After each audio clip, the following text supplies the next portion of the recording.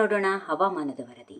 ರಾಜ್ಯದಲ್ಲಿ ಮುಂಗಾರು ಮಳೆ ಚುರುಕುಗೊಂಡಿದ್ದು ಇಂದು ಯಾವ ಜಿಲ್ಲೆಗಳಲ್ಲಿ ಭಾರಿ ಮಳೆಯಾಗಲಿದೆ, ಹವಾಮಾನ ಇಲಾಖೆ ನೀಡಿರುವ ಪ್ರಮುಖ ಎಚ್ಚರಿಕೆಗಳೇನು, ಎಲ್ಲೆಲ್ಲಿ ಯೆಲ್ಲೋ ಅಲರ್ಟ್ ಘೋಷಣೆ ಮಾಡಲಾಗಿದೆ ಅನ್ನೋದನ್ನ ಕಂಪ್ಲೀಟ್ ಆಗಿ ಈ ವಿಡಿಯೋದಲ್ಲಿ ಜಿಲ್ಲಾವಾರು ಮಾಹಿತಿಯೊಂದಿಗೆ ತಿಳಿಯೋಣ. ವಿಡಿಯೋನ ಕೊನೆವರೆಗೂ ಸ್ಕಿಪ್ ಮಾಡದೆ ನೋಡಿ.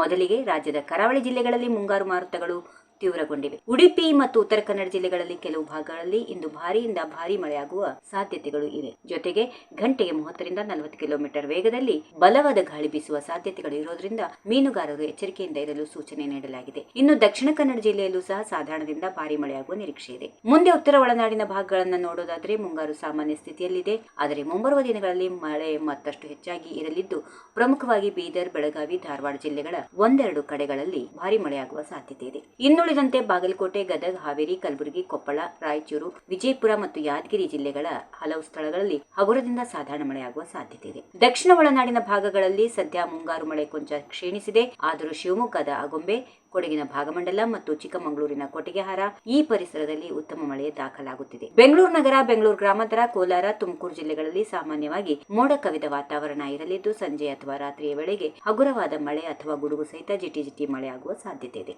ಕರಾವಳಿ ಭಾಗದಲ್ಲಿ ಸಮುದ್ರದ ಅಲೆಗಳ ಅಬ್ಬರ ಜೋರಾಗಿ ಇರಲಿದ್ದು ಸಾರ್ವಜನಿಕರು ಮತ್ತು ಪ್ರವಾಸಿಗರು ನದಿ ಹಾಗೂ ಸಮುದ್ರ ತೀರಕ್ಕೆ ಇಳಿಯುವಾಗ ಜಾಗರೂಕರಾಗಿ ಇರಬೇಕು. ಒಳನಾಡಿನ ಕೆಲವು ಜಿಲ್ಲೆಗಳಲ್ಲಿ ಮಳೆಯ ಜೊತೆಗೆ ಸಿಡಿಲು ಬಡಿಯುವ ಮುನ್ನೆಚ್ಚರಿಕೆ ಇರೋದ್ರಿಂದ ಗುಡುಗು ಆರಂಭವಾದಾಗ ಸುರಕ್ಷಿತ ಸ್ಥಳಗಳಲ್ಲಿ ಆಶ್ರಯ ಪಡೆಯುವುದು ಉತ್ತಮ. ಸ್ನೇಹಿತರೆ, ಇದಾಗಿತ್ತು ಇಂದಿನ ಕರ್ನಾಟಕದ ಜಿಲ್ಲಾವಾರು ಹವಾಮಾನದ ಪ್ರಮುಖ ಅಪ್ಡೇಟ್ಸ್. ನಿಮ್ಮ ಜಿಲ್ಲೆಯಲ್ಲಿ ಸದ್ಯ ವಾತಾವರಣ ಹೇಗಿದೆ ಅನ್ನೋದನ್ನ ನಮಗೆ ಕೆಳಗೆ ಕಾಮೆಂಟ್ ಮಾಡಿ. ನಮ್ಮ ಚಾನೆಲ್ ಅನ್ನ ಈಗಲೇ ಸಬ್ಸ್ಕ್ರೈಬ್ ಮಾಡಿಕೊಳ್ಳಿ. ಈ ಮಾಹಿತಿ ನಿಮಗೆ ಉಪಯುಕ್ತ ಅನಿಸಿದ್ರೆ ದಯವಿಟ್ಟು ನಿಮ್ಮ ಸ್ನೇಹಿತರೊಂದಿಗೆ ಶೇರ್ ಮಾಡಿಕೊಳ್ಳಿ, ಲೈಕ್ ಮಾಡಿ, ನಿಮ್ಮ ರೈತ ಬಾಂಧವರೊಂದಿಗೆ ಈ ವಿಷಯವನ್ನ ಶೇರ್ ಮಾಡಿ. ಧನ್ಯವಾದಗಳು. If you like this video, ಬೇಗ ಲೈಕ್ ಮಾಡಿ, ಕಾಮೆಂಟ್ ಮಾಡಿ, ಶೇರ್ ಮಾಡಿ ಹಾಗೂ ಯೋಯೋ ಟಿವಿ ಕನ್ನಡವನ್ನು ಸಬ್ಸ್ಕ್ರೈಬ್ ಮಾಡಿ.